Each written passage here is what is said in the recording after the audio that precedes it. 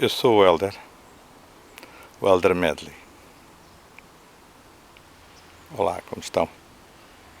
Vou apresentar-vos aqui a minha árvore. Uma árvore especial, muito especial.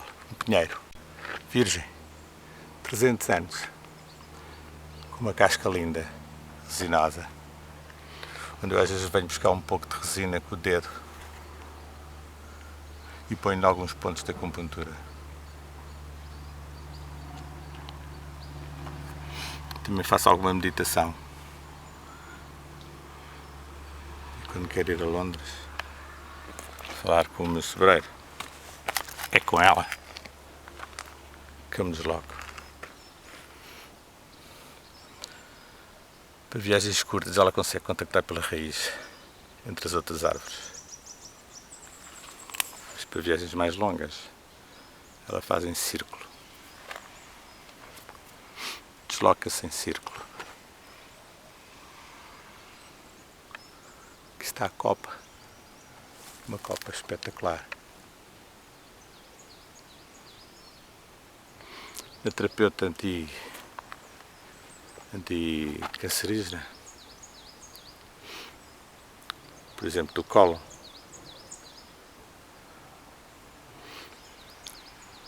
Pode-se meter a mão, as duas mãos, neste caso vou só pôr uma,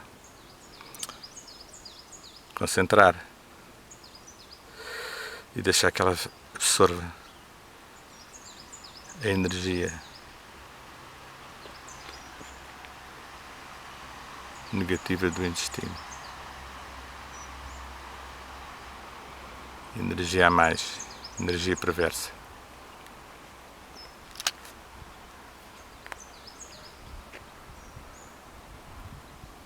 Ao fim de 2 ou 3 vezes,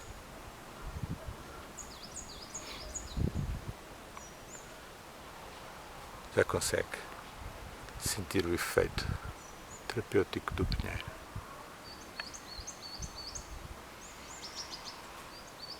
Não é difícil. Depois de fazer quimio, por exemplo, pode perfeitamente vir aqui reciclar.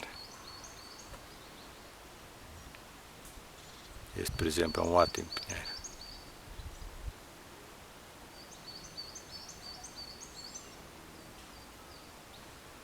De inverno, agradece-te com um bocadinho de calor que tu lhe dás. De verão, um pouco da tua umidade corporal. Focalizas o teu problema e deixas que ele faça o resto. Tens que ter cuidado, porque pode puxar, dar-te muito mais e ficar sem forças.